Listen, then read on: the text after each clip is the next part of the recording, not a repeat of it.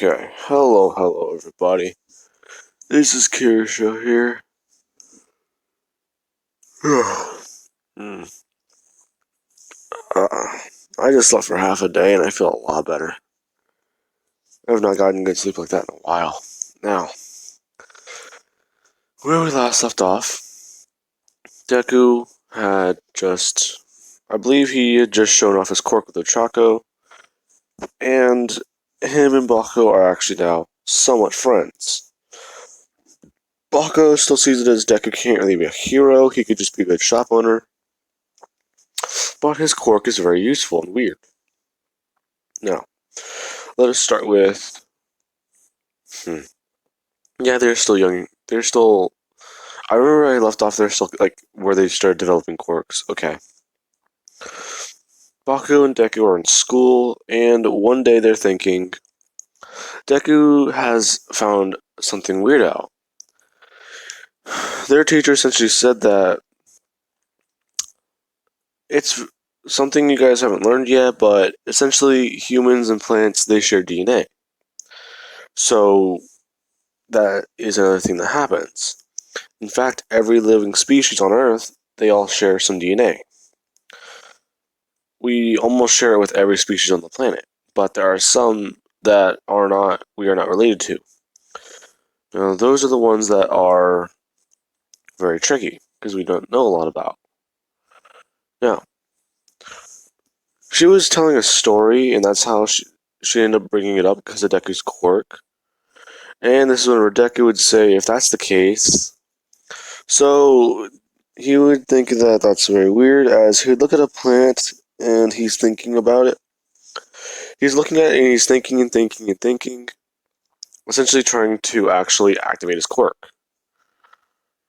Now, he would activate it, but the plant, he doesn't turn into what he was thinking about.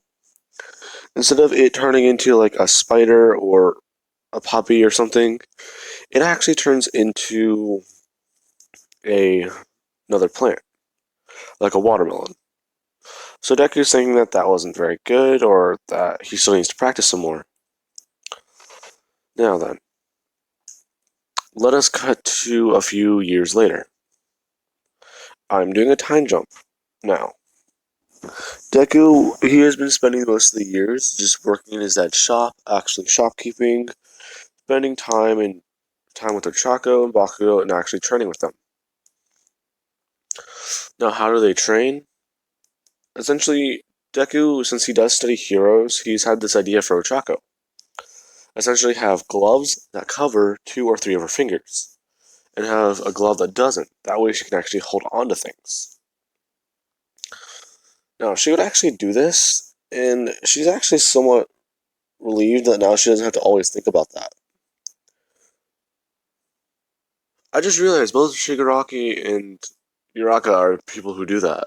They never touch anything with all 5 fingers. Anyways, sorry, but that just literally just caught my attention. Now, essentially, he would do that with her, and now they are actually able to do weight training and stuff like that. But they would just be doing basic exercises. Now, Deku, however, he is always training his quirk, thinking that essentially he needs to master it. Because pros still have some things they don't master about their quirks, but it doesn't stop them from trying. Deku is at the point where he just wants to master his quirk and become a pro. That way, in case he needs to, he can do anything he wants. Now, Deku is actually thinking about this, and he's still trying to perform different experiments on plants. He's gotten to the point where he can turn plants like pumpkin seeds and things like that into like little insects. Like one time, whenever he thought about it, he tried having his quirk activated. So he had it activated, and he was using it in his hands. But he was doing some gardening with his mom because they actually grow some of their plants. Because it seems like it would be a good idea. So he would actually help her, and he's thinking about it. But as soon as he thinks about it and he touches a plant, he actually turns it into a bunch of little insects, as they would all scatter and run about, which kind of confuses him. This is essentially him getting an upgrade in his quirk, which he finds really great. So it would actually make him want to train harder and harder. Now then, let us cut up to the sludge villain attack. Deku and Bakugo, or Chaco, they are actually still very strong. They are considered to be the strongest people in the class, with Bakugo and Deku being somewhat rivals. Now, what I mean by rivals is people see Deku's quirk as he can essentially shut down any confrontation by either aging someone into a baby or just turning them into something else. Because once they were seeing Deku and Bakugo fighting on the roof, and whenever they were fighting, Bakugo essentially had Deku, but Deku was holding him by the wrist, and he just turned him into a baby by accident. Ah, damn it, I did it again. But Deku would have just turned it back the clock on him again, stopping it to before he turned him into a baby. Because I want to say there's that one little flaw. If you rewind somebody and they start aging that way, you can rewind them to before you did that to them. Now, because of that, let us continue.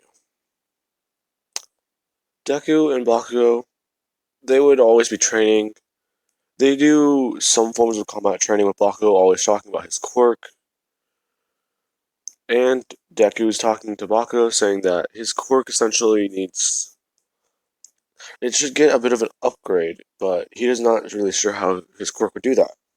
Because all you ever do is sweat nitroglycerin, and you split through your hands. Bakugo's saying that, yeah, but one thing that would be great was if one day my quirk upgraded to the point where I can just burp explosions. That'd be amazing. Ochaka's saying that that's pretty gross, but one thing that she can see her quirk doing is essentially just going to the point where she can control gravity around things. Not just turning off the gravity. Deku's saying that that's really cool and all, but one thing he sees his quirk doing is actually being able to just turn people into different things. Like how he turned Bakugo into the baby the other day. He was thinking that he can actually try turning people into like popcorn seeds or a head of corn or just any real thing to actually stop confrontations with people. But he still hasn't at that point. In fact, he's been able to do something about training, as they would immediately just hear from behind them the sludge villain, and Deku would be saying that this isn't good. As him and Baku would actually put their hands with the fight, Deku actually has his palms open. Now, he's immediately thinking that whatever this is, it's gotta be bad, as the villain would break out actually trying to fight them. Now, as soon as this happens, Bakugo and Deku, they have actually jumped into action.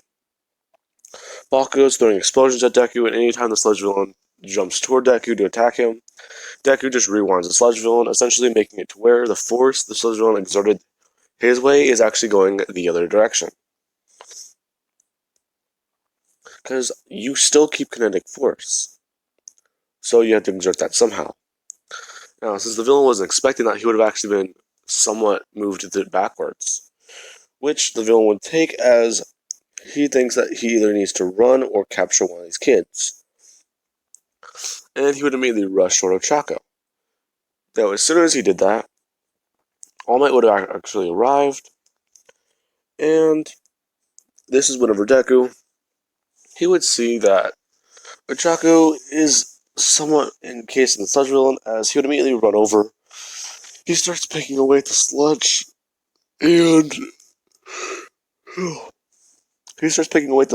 and this is whenever Deku, as soon as he's thinking about it, he wishes it was easier. The villain would immediately drop down into nothing but kernels or seeds, which All Might is confused by.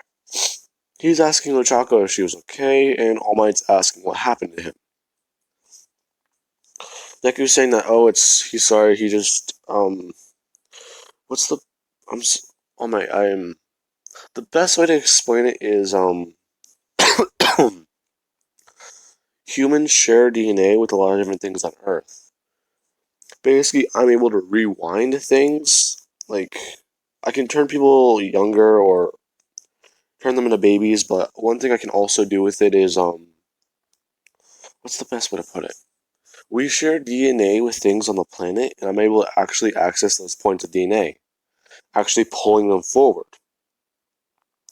I can basically disable someone's quirk, or I can turn them into other things that matter, but only things that are related to DNA, what is basically a lot of things.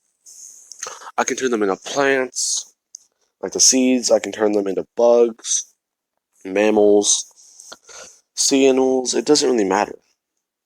Which All Might is actually impressed by.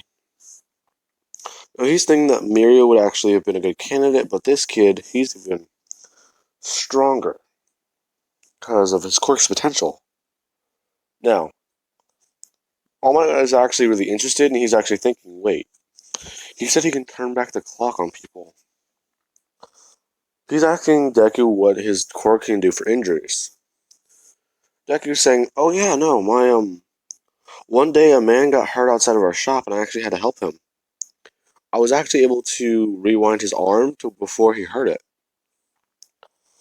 Which All Might would then immediately just say, that's interesting. As he would say that they need to meet him here at this time the next day. And he's actually saying only Deku can come, but Deku would argue that these two should be able to come because of of all the work that he's done with them, and he's saying that this is actually his two best friends. They've all known each other since they were kids, and All Might would immediately just buff down, saying, alright, kid. Well, okay, stop screaming. Anyways, basically, I need you to heal this for me. As he would immediately show Deku the wound. Now then, after that, Deku saying that, oh, that actually looks, how old were you when you got this? And the fact that All Might's been I think, what is it? From small bits I've seen in Season 4, All Might was actually approaching his 20th anniversary as the #1 hero. So, he's probably almost, yeah, All Might's almost 60, if I believe correct. Yeah, he's probably almost 70, actually. I might be wrong. Anyways, he would immediately say that he was actually this age, or he was around this age, so he would just say like a year before his injury. And Deku would immediately just put his hand on All Might, actually turning the clock back on him. As All Might would immediately begin actually feeling younger, his eyes would actually turn back to normal, and he immediately would be able to just buff up again.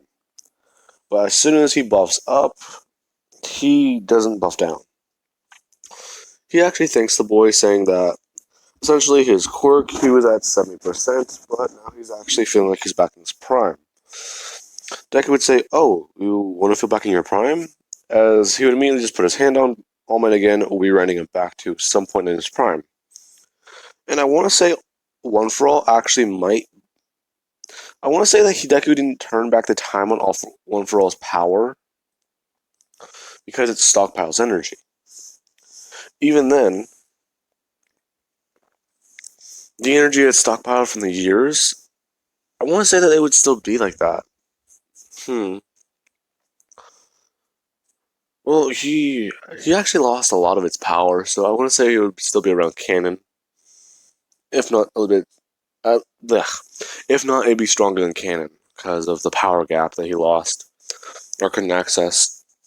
Now, Deku would actually be in training with All Might, and All Might is saying that he believes he can be a successor for his quirk, along with Bakugo and Ochako actually being there with him. Ow. Oh, that's gross. Anyways, Deku, Bakugo, and Oshako, they're actually training at the beach, and Bakugo is actually working on a different thing. He's trying to work on what he calls a shoe style. Because he's actually been thinking about it, and he's been able to access blueprints and get like boots that have something on the bottom of them. But so basically most of the sweat in his body, it can essentially it runs down his body to his leg. So he's thinking that he can actually store sweat in a gauntlet. He can store it in a boot, essentially making it to where he can have an explosive in his boot or just a booster, actually helping him. Now, this is essentially able to help Bakugo get a shoot style, but he also still has a grapple style, because he just fights like a brawler. Now, after this, Deku would actually begin with a lot of different things. He would find certain items and he could actually just rewind them back, actually fixing them and helping his quirk. Now, aside from that, please hang on. Sorry about that, I got disturbed. Yeah, most of my family is gone today, but I still got my brother here. Now, Deku, he is actually doing this. Bakugo is actually doing this, and so is Ochako. But she doesn't wear those gloves that she has because, well, actually she does wear the gloves because All Might told her that essentially that's cheating with her quirk. But they can work on quirk training another day. Now, All Might actually would leave them to this, and he's actually doing hero work. And Sir Night Eye would see on the news that actually All Might has been doing more hero work than normal. Not just that, he looks like, as he would immediately call All Might.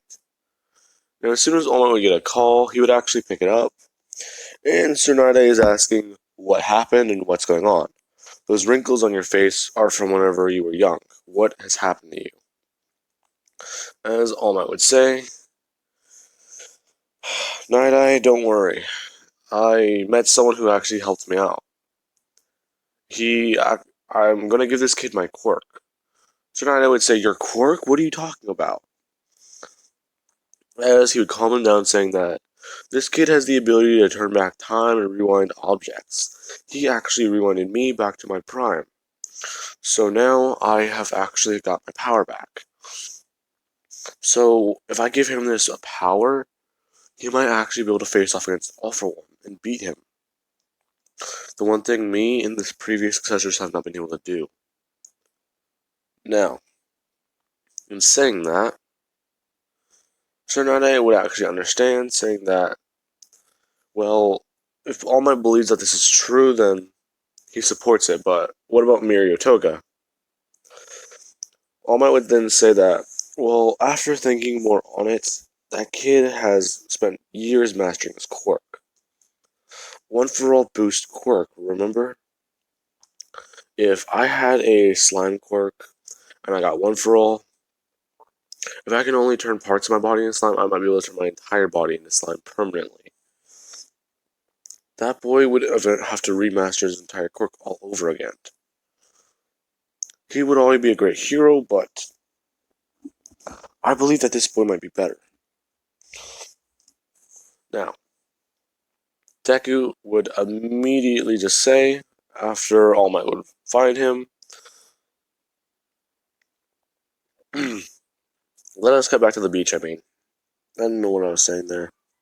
Oh, hang on. Sorry about that, our dog started barking again.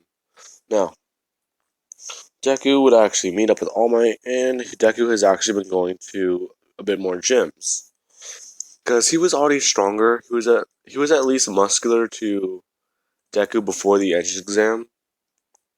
He was already at that muscle span, but it's just now he's actually a bit more muscular. Now, this is when All Might would offer Deku one, or no, let's not do that yet. I actually want to see what that. Okay, this episode's already 27 minutes. 27, no, 20. Alright. I'm thinking about how to do an overpowered Deku, but if I give Deku one for all, that would actually help me jump Deku to a certain point in the story that I want to put him to. So I want to give him one for all to actually help me, because this would actually unlock a lot of different things for me. Now then, All Might would offer Deku one for all, and Deku would accept. And you get the whole eat this dynamic, which Deku's confused by. Now then, Deku would actually eat this, and they are at least, I want to say, six months into the training. Now, Deku would immediately begin with everything. He is doing as much as possible, and he is actually throwing around a lot of different punches, doing things like that, and he's actually throwing around kicks. Because his quirk basically had nothing to do with combat, so he had to learn how to fight anyways. Now, Deku, he would have immediately began. He would have actually tried using One For All with his own quirk, and as soon as he powered up One For All, he actually felt himself feel funny. Which is whenever he accidentally turns himself into a gorilla. Now, he's confused by this, and now he's thinking, well, crap. As he would try turning himself back. Now, he's thinking about it, and he would have actually done so, but All Might would have been surprised. Now then, Deku is thinking that he'll have to figure that out later, or whatever that was. Now, Deku has actually been able to use All Might's power, but anytime he throws a punch, he breaks his power. He breaks his power. He breaks his arm, which he could just rewind. Now, All Might's saying that that's actually a good thing that his quirk can do that, but not to rely on it. Because what happens if your quirk essentially overexerts itself? Deku would say that he has plenty of stamina because his quirk relies on it. In fact, his parents own a grocery store that he actually trains his quirk in. Now, Deku would actually be doing this for the next couple months, and he is doing some combat training with Bakugo. Please hang on. Sorry about that. Anyways, this is whenever Bakugo is actually talking to Deku, and he's saying that Deku should use All Might's power, along with Ochako actually fighting with them. Now then, let us cut to the entrance exam. Over the 4 months of training, Deku has actually just been using One For All on his arm. All Might sees that Deku can just rewind his body, but he's saying that he should not do that. He should just try letting the power flow throughout his body, or let the power flow through you. Which Deku's thinking about, and as soon as he thinks about this, like, let the power flow through you, he would immediately blanket himself in a essentially white energy, which kind of confuses him. Now, as soon as he goes to touch something, because he's kind of confused, he actually turns basically a wooden table he touches back into a tree. Now then, after this happens, he's really confused even more now, as he begins to think about One For All this way. Now, he's thinking that, wait, I'm using my quirk. What about as he turns on One For All? Now, he's letting the power flow throughout his entire body, but he's turning off his quirk.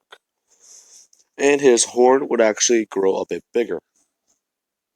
Now then, after this happens, Deku is thinking that he just used both his quirks simultaneously for a second. He has to work on that later. Now, Deku, he would go to the entrance exam, and this is whenever he would meet Ida. Except him, Ochako, and Bakugo, they're all sitting next to each other, and they're actually somewhat talking to each other. And Ida would actually scold them, Deku would have told Ida to not worry about it, and Deku and these three would actually go toward the entrance exam for the combat portion. Now then, Deku, he would be walking up to everyone. He wants to walk over and see how Chaka's feeling, because he knows she's nervous. And as soon as he starts walking towards her direction, Ida would immediately stop her, saying that he's not going to let her stop her or distract her from this, and he's not going to try and sabotage anyone else.